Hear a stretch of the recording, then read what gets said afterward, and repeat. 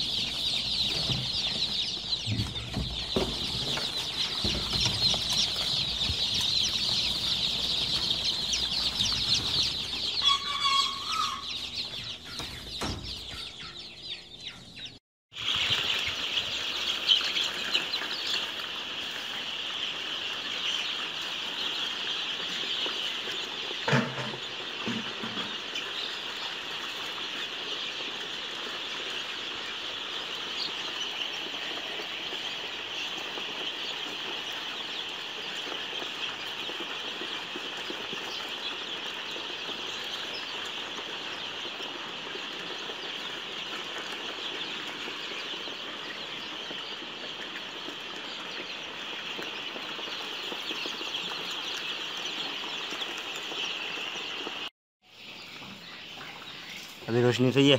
हाँ, अभी देखो गर्माइश कितनी है। अभी तो है, मुझे कह तो रहा हूँ तुझसे, दिन का तो सही है, गर्मी है, अभी लेकिन रात को रात को। इनकी अपनी गर्माइश ज़्यादा है। ये जो हीट देते ना अपनी आप, हाँ हाँ, वो हीट इनकी अभी ज़्यादा अभी है। पर निकल है ना, अभी हीट बनाने लग गया ये। हाँ, जब जला दो ना मेरे को पसीना निकल जाता है। तेरे को तो निकलेगा ना पसीना। गर्माइश समझो है ना। पहले तो गर्माइश देते थे फिर भी इतना पसीना नहीं निकलता था। हाँ, अभी तो अपनी गर्माइश है इनकी।